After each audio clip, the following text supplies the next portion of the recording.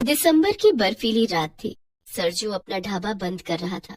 यूं तो सरजू का ढाबा पूरी रात खुला रहता, लेकिन उस दिन ठंड बहुत ज्यादा थी।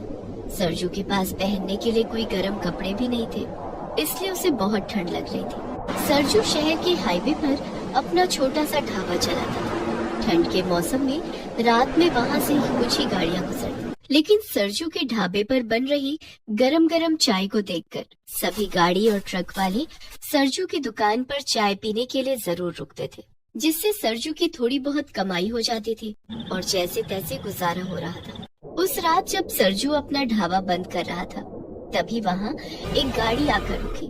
गाड़ी में जोर जोर से गाने बज रहे थे और कुछ लड़के गाड़ी में बैठकर शराब पी रहे थे। उसमें से एक लड़के ने सरजू को आवाज लगाई, अबे छोटे, सुन इधर आ। अभी आया मालिक।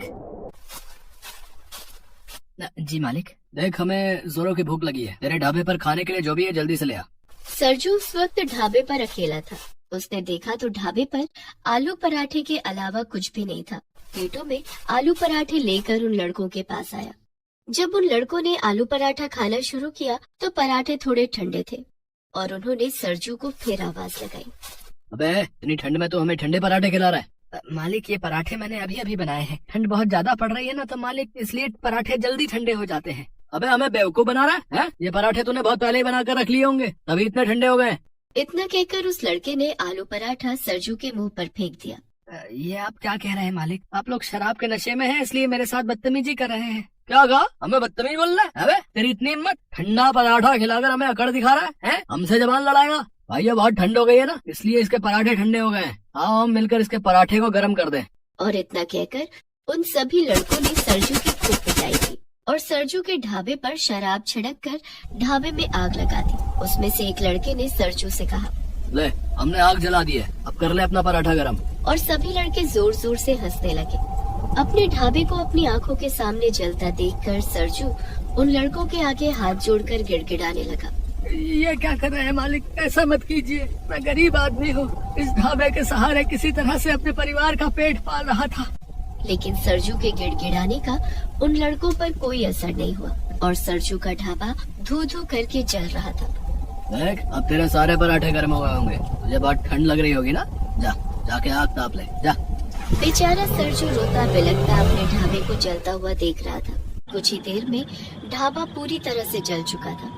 सरजू रोता हुआ अपनी टूटी फूटी झोपड़ी में आ गया। वहाँ उसके दो बच्चे बंटी और रिंकी फटी हुई चादर में सो रहे थे। सरजू को देखकर उसकी पत्नी निर्मला ने कहा, क्या बात है रिंकी के बाबा, आज आप जल्दी आ गए? आज रात ढाबे पर कोई ग्राहक नहीं आया क्या? निर्मला की बात सुनकर सरजू फूट फूट कर रोने लगा और रोते हुए बोला, अब हमारे ढाबे पर कोई ग्राहक नहीं आएगा।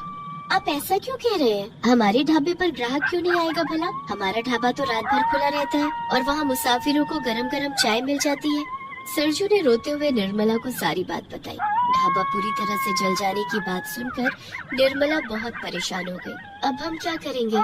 हमारा गुजारा कैसे चलेगा? ढाबे से रोज की जो कमाई होती थी, उसी से तो हमारी दाल रोटी चल रही थी। हम दोनों तो भूखे रह लेंगे, लेकिन बच्चों को तो भूखा नहीं रख सकते।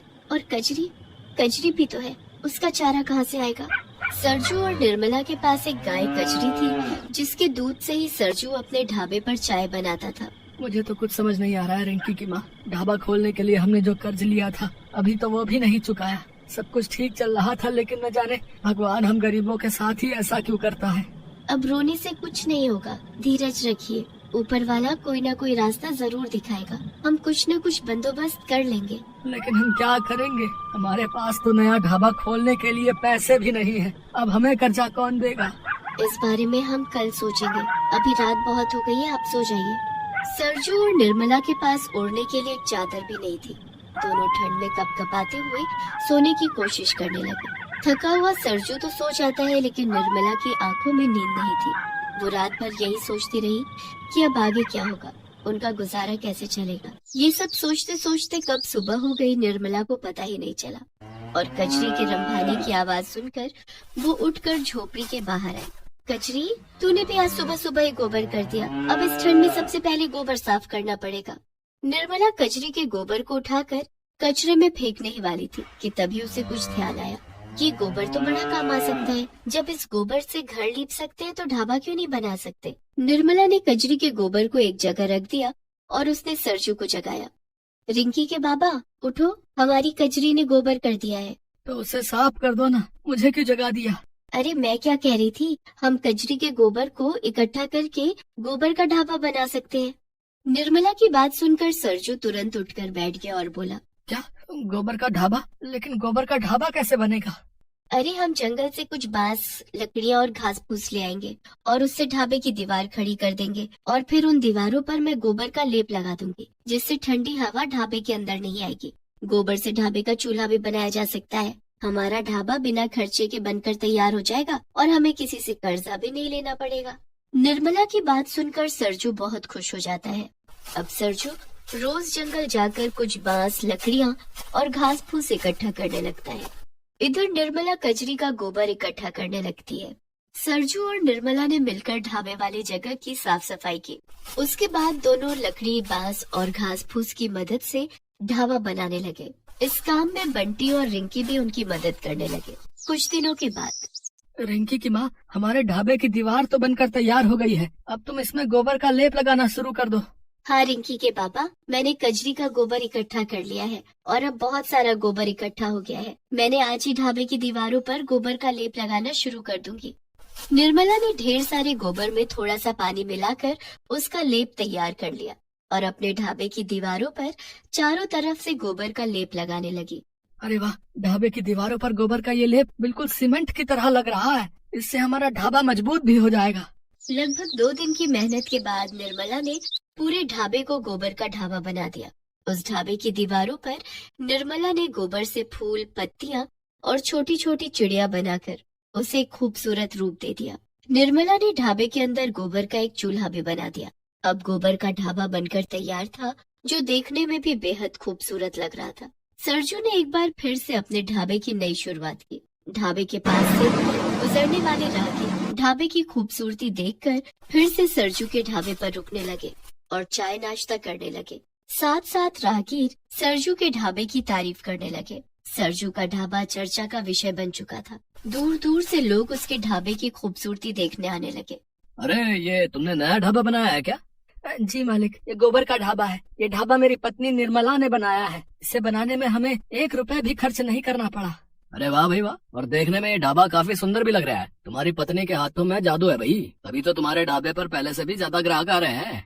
मालिक, अगर उस दिन उन लड़कों ने मेरा ढाबा न जलाया होता तो मैं गोबर का ढाबा बनाने की कभी नहीं सोच पाता।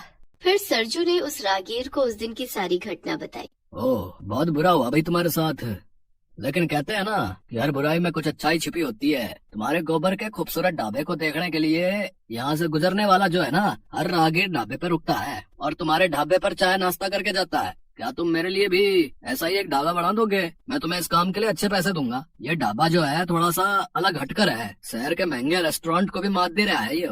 अगर मैं शहर के बीचों बीच ऐसा ही एक ढाबा खोल लूँ तो काफी ग्राहक आएंगे। राहगीर की बात सुनकर सरजू बहुत खुश हो गया। क्यों नहीं मालिक, मैं और मेरी पत्नी दोनों मिलकर आपके लिए गोबर का ढाबा बनाकर तैयार कर देंगे। सरजू उस राहगीर से बात कर ही रहा था कि तभी वो चारों लड़के फिर से वहाँ गए। वो उस दिन भी शराब के नशे में धुत थे। उसमें से एक लड़के ने सरजू से कहा, अच्छा तो तूने नया ढाबा खोल लिया है? इस बार औकात में रहना और हमसे बदजुबानी मत करना। लेकिन उस दिन सरजू ढाबे पर अकेला नहीं था। ढाबे पर और भी ग्राहक थे और सभी सरजू के सपोर्ट में थे। उन लड़कों को सरजू के साथ बदतमीजी करता देखकर एक ग्राहक ने फोन करके पुलिस को बुला लिया। थोड़ी देर में पुलिस आ गई और सभी लड़कों को पकड़कर थाने ले गई। आप सभी लोगों का बहुत बहुत धन्यवाद। आप लोगों की वजह से आज मेरा ढाबा बच गया, नहीं तो न जाने वो लोग आज क्या करते। अरे सरजू, तू चिंता क्यों करता है? हम है ना भाई, तू बेखौफ होकर अपना ढाबा चला। अब सरजू के ढाबे पर दिन रात रौनक रहती। सरजू की खूब कमाई होने लगी और उसने कर्जे के पैसे भी चुका दिए।